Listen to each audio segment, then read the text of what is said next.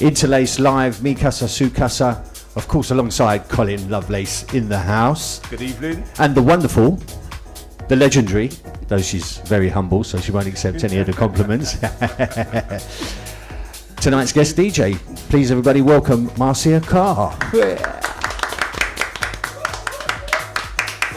Right. Can I just say I'm of course you can. ecstatic to be here. No, Paris, get back in your box. How you doing? We're good. How you doing? Glad you made it. I'm all right. I'm a bit hot because in London it's humid right now. I don't know about any other part of the world, but we are suffering because it's stifling a little bit in the air. But you know, I'm glad to be here. Thank you very much for the invite, Cole. And me, Casa crew and the Doin It TV crew. Thank you so much for having me. No problem. Glad you came. Glad you could make it, even though it was a bit of a chore. Yeah. Don't listen to his I'm a soldier though. I'm a soldier. She soldiered through. Don't worry about that. Well, for those of you that don't know, this is the third in the series, so we call it episode 3. Concept came from Cole to sort of supplement your parties not being on, but still keep in contact with everybody, and you know, just making sure you're all good and that we're good, and trying to keep you informed in what's been going on in Clubland. We haven't really moved forward, have we? To tell you the truth. Nothing's happened. Clubs are still closed. You're not seeing any changes. Sure. I've heard a few underground sort of warehouse dues and like dues in the fields and in the forests and stuff like that was going on. But yeah, we're still in the same position. Nomad is still closed at the moment. So we're going to continue to do this until further notice. And like I said, I mean, we started off. We had the first one was Booker T. That went down a storm. Yeah, that was amazing. Last month we put on Paul. Yeah, he was really good. That was really good. So. How did this come about? And now it's ladies' night, is it? It's ladies' night. Ladies' night, definitely. Last time I checked, I'm all there. I'm still a lady. What's the connection? Was Marcia going to be playing tonight, maybe? No, Marcia wasn't going to play that. What I thought was that because Marcia's been in the scene for such a long time. Sure. With regards to her music, it's very eclectic, and also her knowledge of the scene. Oh, I can vouch for that. You're very passionate about. Yeah. So I thought it would be brilliant. Stalwart, as we call it. Man. I thought it would be brilliant to get you on, just to hear your background, where you came from, what inspires you, So yeah, I think it's really good that we've got you here. Well, thank you for thinking of me so highly. And you're right. The word is passion. It's been like anyone who has hobbies. I'm into black music and have been since I was knee high to a grasshopper. Really. Well, so that was kind of one of my lead questions. Is like where did the influence come from? Where was it, mum, dad? It has to start with in the home. Yeah. My parents are Jamaican, so I grew up hearing a lot of Tamla, Motown, Brunswick, Chess Records, King Records labels, 7 inches, seeing them around the house. And my mum is an ardent reggae fan as well, so before even Lovers Rock, people like John Holt, the Wailers, Bunny Wailer, all these sorts of people, the pedigree of Jamaican artists from the old school. And she's into the Scatterlights and all the names for reggae before it became reggae, you could say, the ska, the blue beat, and so on. So growing up with that, and then for a few years of my life I also lived in New York, so I became familiar with a TV program called Soul Train. Yeah. Oh yes. So that stuck with me in my mind quite a bit.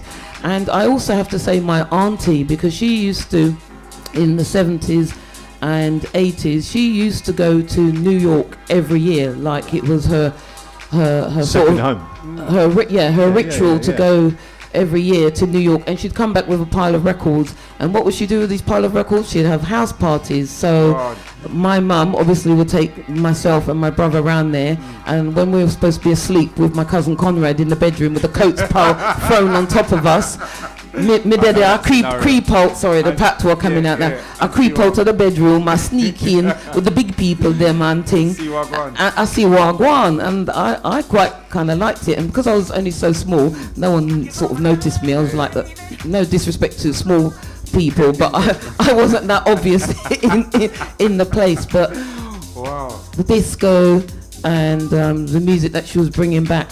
That sort of whetted my whistle to the taste of music. And I used to take my pocket money, Steve, and buy 7 inches and tunes and things like that. And religiously. Yes, it was my pocket money, especially when it's my birthday. That's when I tended to get more money, and started buying records with them. Sure. And then ended up being sort of like, not that I knew I was a DJ, but playing the records at family gatherings at the time, you know. What age would you say you were around that time? Oh, about 10, 11. Wow. But from before that, I was buying records with my, pocket money. So all of these things, I would say, have a strong influence on me. I had a cousin also who used to do dances, reggae dances and things like that. I never went to the dances, but I was aware that my cousin, you're aware, yeah, my mum's kind of first cousin, did parties down at Vauxhall before it became the Coliseum. So I was familiar with that place. It's funny how things later on somehow have an actual, strong place in your journey, because he used to do the dances at this place which was called the Coliseum, number 1, 9 Elms. But I can't remember what the venue was called before that. Podium. That's it. It was the Podium. He used to do reggae and soul dances there. And then, who knew it, I'd end up sort of be involved there with a few people, Satellite Club. And big shout out to Nicky Hines. Yes, to Nicholas Smith. And just doing other, that sort of came a little bit later, but it's just interesting. It is. So my journey was definitely the influence of Soul Train growing up, and I was living in Brooklyn, New York, with my uncle, and I used to watch that program. So when I came back to London and I saw Top of the Pops, I just thought, what? I'm not lying, I actually thought, well, what is this? It doesn't really compare. It really didn't sort of. It was like a poor version. Yes, and not to be rude, but the only time I got excited at watching Top of the Pops when I saw people that looked like me on the television. It didn't really inspire me. Or when Spandau Ballet on. Do you remember how big a thing that was when someone that you could relate to on Top of the Pops was on Top of the Pops? It was for me. It was a massive thing, because the rest of the time. I know it's pop music, but I just didn't really. It didn't identify with it really most of the time. And obviously, I'd hear this music on radio, obviously, and see it on television programs. But that's when I got the most excited, especially in the 80s, seeing all the jazz, funk, soul artists coming through and seeing them. So, what was your breakthrough club personally? Like, where did you go? And you said, right, that's the club I'm going to, when you were probably early teens. So I went to Crackers Club. I used to go to a lot of all-dayers. Greg Edwards, who I'm very fond of. I used to go to loads of the all-dayers. I think, were they at the Lyceum? The Lyceum. Ballroom, they called it at the time. I used to go to those quite a lot. You used to have a residency down at the Dun Cow on a Tuesday. No, I didn't go to that. I was aware of that because of other cousins, but I didn't go to that. He was a massive influence, though, Greg.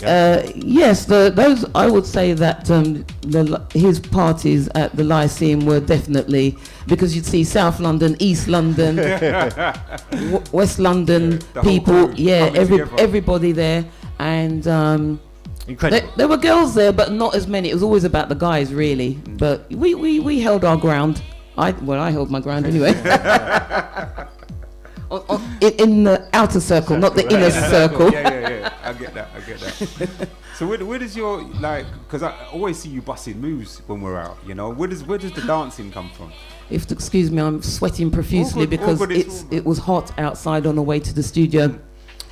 Where did I get my dance moves from, did you say? Not your dance moves, but you've got some moves. I always see you dancing in the club, and what inspired you to do that? I think my grandmother, she was a very good dancer when she was alive. Anita, my aunt, my mum is still a great dancer, even though she's in her mid-70s. Wow, these kind of things, and seeing the guys in the clubs. I used to go to Dingwalls as well.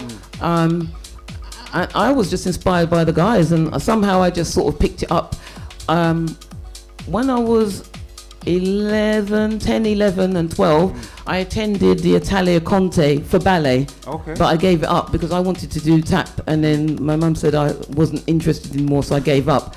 But that's not why I learned to dance. I already could dance somehow. Yeah. You got rhythm. And then, you know what? For me, it's about I've always just felt the music. I wasn't aware of it at the time, but I didn't need drugs.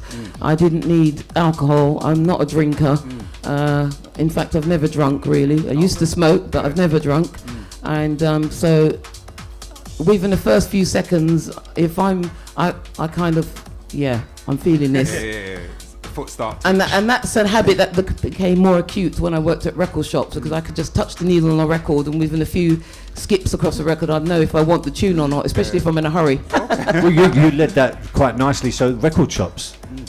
Let's go into that. I worked at two, but I used to attend them, and would be Bluebird Records. Shouts out to Abby Shah. That's where I first met him before he went over to Catch a Groove. Sure. And Abby is a wonderful guy. I love that guy. That was one of, and there was there were two record shops at Clapham Junction, which is in Battersea, southwest London. One was called Dub Vendor, and this white guy owned it, and he started off at a stall with the record shop and progressed into the shop with Face, and they used to deal with reggae, but they would sell the odd bit of soul. So I'd go there, and there was a record shop just up from there on Lavender Hill. I can't remember the name of it, but I used to go there. I'm remembering Quaff Records. I used to go to Quaff Records. Red Records in Brixton. A Jamaican guy called Philip used to work there. My friend Coral Graham used to work there. I've been to a few places here, there and everywhere, but the two record shops I actually worked at passionately was Unity Records, which was in the West End, and it used to be the second branch of Red Records. And I know how it changed its name and everything, and it became Unity Records. And then also Release the Groove, Release the Pressure with Gary Dillon and them guys. So I've been about a little bit here and there. And obviously I knew all the guys from Black Market, BM Soho, Uptown Records, Johnny Reckless when he worked at Reckless Records. His name was Johnny Reckless before he worked at the record shop. So record shops I do still feel passionately about. Yes, I would say. And vinyl in particular as well. Yes. Yeah. Even though you still buy vinyl? You still buy? Yes, I do occasionally. Yeah. But during the lockdown, I haven't really bought anything. But yes, I try to buy it where I can here and there. But I support digital platforms, and I still use CDs. Yeah. I'm not throwing my CDs away. I know some people did that, but that's not me. So how difficult has it been for you, like with that transition? Like all of a sudden it seemed like CDs was the thing, and record shops started to fade out. I must say I dug my heels in for quite a while, and point blankly, I'm not. I was adamant that I didn't want to buy any CDs before the digital, the MP3, the files came along. Yeah. I stuck my heels in for quite a few years, so I know I missed out on lots of records, but that's fine. I've got more than enough tunes, even digitally now. It's just insane. I can't even remember some of the things that we just pick up when we accumulate them, don't we? But in terms of vinyl, I'm always going to default to records first and foremost, and I think it's a culture. The art of it should be something that we should preserve, also to teach the younger generation that are coming up, and I'm glad that some of them are still interested. There are some DJs that I respect who are coming up or who've been doing their thing for the last few years, like Josie Rebel, Shy One, and a few other people, and they do buy vinyl. Yeah, they do buy vinyl. I've seen a lot of young DJs coming from, well, not a lot, but I've seen a good quality of DJs coming through playing vinyl, but they look like they've inherited it. It's not just been something that they've picked up, so it's nice to see that people probably like yourself have influenced that generation as well. Keeping up with that tradition. Because you must have found that hard. I know a lot of the parties that you do really sort of support the female DJ side of it. Because it does. I have to correct you there. I support men, and I love my brothers first, but I try to also support the women. And you put forth the fact that they should get more recognition, or there should be parties that shouldn't be gender based. It should be based on how they can play. So that's what I was trying to get to. You seem to really come from that angle. Do you think that's also been a hindrance though, because like you said, you've had to dig your heels in some places? And through me, I've known a lot of DJs that have dug their heel in, but does that mean that they've made a sacrifice? I think sometimes it hasn't put me in good stead. I mean, I remember I was telling somebody recently about the time a world-renowned radio station that everybody knows around the globe, they rang me up one time, and it was for International Women's Day, and my attitude was, so am I not a woman 364 other days of the year? What about then? Why could they only think to ring me up to fill a slot for a piece for International Women's Day? And sometimes I do find those things, I just find it patronising, it's just condescending. We're out here, I've been spinning for over 30 years, actually. Wow. That's not much in comparison to some of my peers that I respect, but still, it's an inning. It's more than apprenticeship, I think. And so I think, well, can you call us the rest of the time? Because we don't have a men's international day, do we? So men always, they're the default DJs always, and invariably white, Caucasian, males. Why do you think that is? Because of systemic racism. It's indentured, unfortunately, sure. And I just think women are just an afterthought usually. So a few years ago, I made it I took a stance with some other women who have before, and I also did this in the early 90s, but we kind of got nowhere.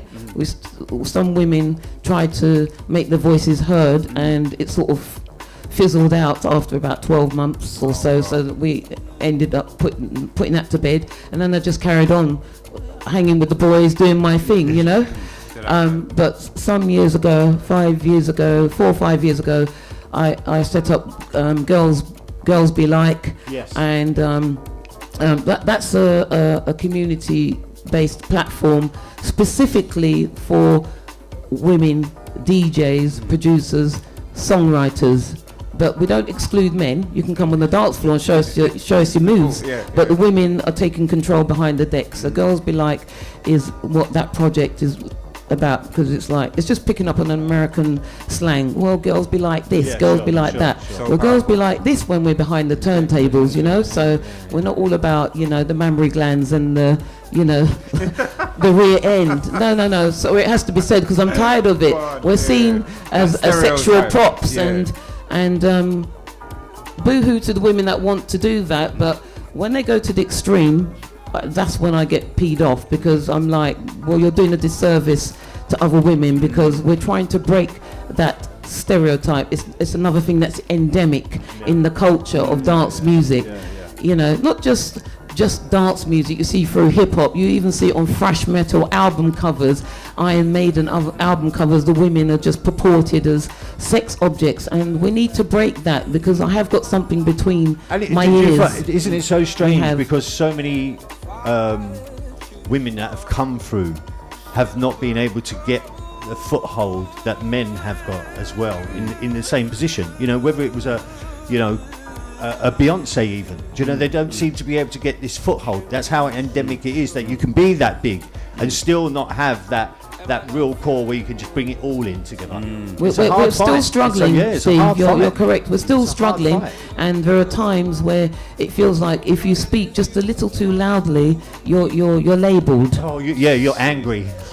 I'm not angry. I'm just trying to address facts of the matter, historical things that have gone before us. So how is that being angry to try and get my peers, male or female, to just address that? And understand. Address that. If you say that you're, allies of us, then we need to see some more of that in action. So that means billings should be inclusive of women, and for me, I want to see more black women on there. It's just too long. Too long, and so that's why, because we have to keep going on about it, it seems like a broken record. I'm not going to apologise for having to address facts. It's not a myth out here. We are here. Isn't it strange how this is then, in this circumstances that we're in a period of time, Corona and all the BLM and everything else that's going on around it, that we've kind of got round to this now, where I've noticed with yourself as well, I've always come across you and you've always just fitted in.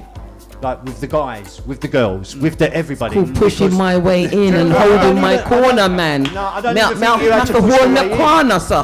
Me have to hold my corner. I say it, go. Your knowledge was always something, you know, you did have something to say. You always had an opinion and it was based on matter of fact. Do you know what I mean? I think that is a combination, all-encompassing of music reviews, interviews that I've done. I wrote with you, remember Touch magazine?